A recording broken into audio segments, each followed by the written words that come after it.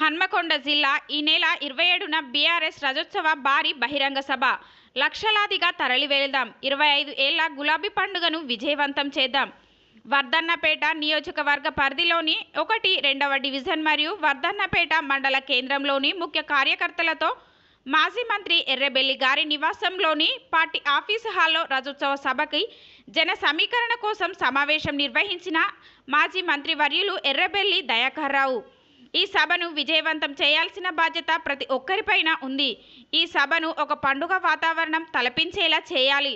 మన పార్టీ బలోపేతం కోసం మనం పెద్దగా కష్టపడాల్సిన అవసరం లేదు. నాడు కేసీఆర్ గారి చేసిన పనులే మనకు శ్రీరామ రక్ష. భూముల రేట్లు పెంచి మనల్ని అభివృద్ధి చేసింది కేసీఆర్ గారైతే, ఆ భూముల రేట్లు మొత్తం పడిపోయేలా చేసి నాశనం చేసింది ఈ కాంగ్రెస్ ప్రభుత్వం కాదా? ఈ మోసపూరిత హామీలతో అధికారంలోకి వచ్చిన కాంగ్రెస్ ప్రభుత్వం అమలు కాని హామీలను ప్రజల్లోకి తీసుకుపోవాల్సిన బాధ్యత ప్రతి ఒక్కరిపైన ఉంది. రైతును రాజు చేసింది కేసీఆర్ అయితే, ఆ రైతు వెన్నుముక విరిసింది ఈ కాంగ్రెస్ ప్రభుత్వం. ఒక గొప్ప విజన్ ఉన్న నాయకుడు కేసీఆర్. నాకు తెలిసి ఇద్దరే గొప్ప విజన్ ఉన్న నాయకులు. నాడు ఎన్టీఆర్ ప్రజల సంక్షేమం కోసం పథకాలు పెడితే వాటి కొనసాగింపుగా రైతుల కోసం సాగునీరు, కరెంటు కోతలు లేకుండా రైతుల సంక్షేమం కోసం రైతు బంధు, రైతు బీమా పెట్టిన గొప్ప విజన్ ఉన్న నాయకులు కేసీఆర్. పింఛన్లు పెట్టింది ఎన్టీఆర్ అయితే దాన్ని పెంచి ఆసరా అయింది కేసీఆర్. పింఛన్లు ఎగ్గొట్టింది ఈ కాంగ్రెస్ ప్రభుత్వం. తండాలను గ్రామ పంచాయతీలు చేసిన మహోన్నతమైన వ్యక్తి మన కేసీఆర్. కేసీఆర్ ముందు చూపుతో తండాలను గ్రామ పంచాయతీలు చేస్తే ఈ ప్రభుత్వం కనీసం ఆ గ్రామ పంచాయతీ బిల్లులు చెల్లించడానికి కూడా ముందుకు రావడం లేదు. రైతు బంధు ఎగ్గొట్టిన ఈ మోసపూరిత ప్రభుత్వాన్ని నిలదీయండి. ప్రజలు ఏదో ఈ మోసపూరిత హామీలకు మోసపోయి కాంగ్రెస్కు ఓటేశారనే వారికి అర్థమైంది. వారిని కూడా చైతన్యవంతం చేసి రైతులకు జరుగుతున్న నష్టానికి మనం అండగా నిలిచి ప్రతి ఒక్కరిని ఈ మోసపూరిత కాంగ్రెస్ ప్రభుత్వ పాలన నుంచి రక్షించాల్సిన అవసరం మనందరికీ ఉంది.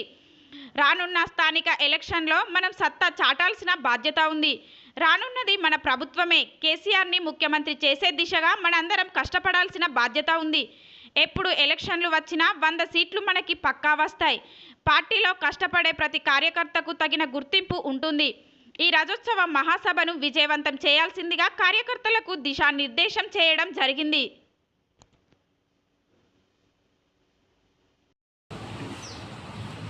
నేను మిమ్మల్ని అందరినీ రిక్వెస్ట్ చేసేది, మనం చేసిన పనులు జనంలో తీసుకుపోవాలి. జనంలో మార్పు వచ్చింది. ఆ మార్పును మనం ఉపయోగించుకుని ఏర్పాటు చేయాలి కార్యకర్తలు. నేను 40 ఏళ్ళ నుంచి రాజకీయాలు ఉన్నా, 42 ఏళ్ళ నుంచి. నాకు ఏంది అనేది పసిగట్టగలుగుతాను. నేను సార్ తోటి 6 మంత్స్ ముందే సార్ దగ్గర నేను కూర్చొని బాధించిన. నేను ఓడిపోతాను సార్, నాకు వద్దు సార్ సీటు. ఎవడో చెప్తాడా సీటు అవుతాను? నేను ఓడిపోతాను సార్ సీటు. ఎందుకు ఓడిపోతాను అంటే 7 సార్లు గెలిచే వరకు జనంలో కూడా యాస్ట్ వచ్చింది సార్. ఏదో కొత్తలో చూసుకోవాలని చూస్తాను, కొత్తలో ఏం చేస్తాడో అని ఆశతో ఉన్నాను. చెప్పాను, ఇల్లే సార్ ఓడిపోతావా అన్నాడు. నేను 30 సీట్లు మార్చని పట్టుబట్టే పేపర్లో కూడా వచ్చింది. వాదన జరిగింది. 30 సీట్లు మార్చేది ఉంటే 100% గవర్నమెంట్ వచ్చేది. అంటే నాకు ఒక ఆలోచన నాకు క్లియర్గా ఉంటుంది. నేను చెప్తున్నా ఇప్పుడు మీకు ప్రజలు రాష్ట్రంలో పట్ల నాకున్న సర్వే రిపోర్ట్, ఢిల్లీ నుంచి చేసిన సర్వే రిపోర్ట్, మొత్తం నా దగ్గర రిపోర్ట్లు ఉన్నాయి. 100 సీట్లు గెలిచిన విచిత్రపోవడం అవసరం లేదు. 100 సీట్లు గెలిచిన వన్ సైడ్ ఉన్నది. అందుకే లోకల్ బాడీ ఎన్నికలు పెడతలేదు. ఆ లోకల్ బాడీ ఎన్నికలలో మీరు ఫెయిల్ అయితే రేపు ప్రభుత్వమే పడిపోయే పరిస్థితి ఉంటుందని లోకల్ బాడీ పోస్ట్ పోన్ చేసుకోవడం పోతాం. అంటే మనకు కేసీఆర్ గారికి, రేవంత్ రెడ్డి గారికి చూస్తాం తేడా ప్రజలు. కేసీఆర్ గారు ఒక విజన్ అని, ఒక విజన్ రైతులకు నీళ్ళు ఇవ్వాలి, రైతులకు పెట్టుబడి పెట్టాలి,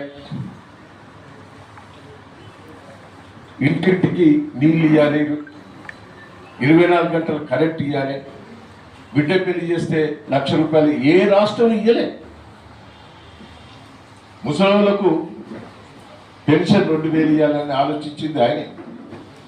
నేను ఎప్పటికీ కోరుకునేది ఇద్దరినే కోరుకుంటా, ముఖ్యమంత్రులు, బెస్ట్ ముఖ్యమంత్రులు. ఇక్కడ కూర్చుందే విజన్ తోటి పనిచేసేటోళ్ళు ఎన్టీ రామారావు గారు, కేసీఆర్ గారు ఒక విజన్ వాళ్ళు.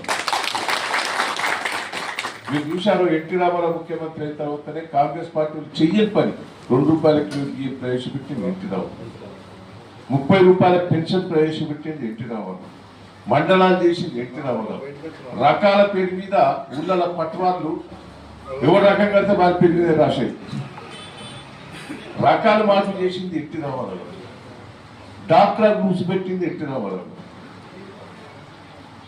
కేసీఆర్ గారు దాన్ని అద్భుతంగా విజయాలు తీసుకొచ్చాడు. గ్రామాలు డెవలప్మెంట్ చేశాడు, టౌన్ డెవలప్మెంట్ చేశాడు, ముసలోళ్ళు ఆదుకున్నాడు, బిడ్డ పెళ్లి చేస్తే ఆదుకున్నాడు. అన్ని తీర్ల కేసీఆర్ కిట్టను ఒక మంచి ఆలోచనతో చేశాడు. రేవంత్ రెడ్డి నా శిష్యుడే, అన్ని అబద్ధాలు ఆడుతున్నాడు. నా ఇబ్బంది తిరిగేట అబద్ధాలు ఆడక అంటే నీతి ఉంటే నడుతుందా అని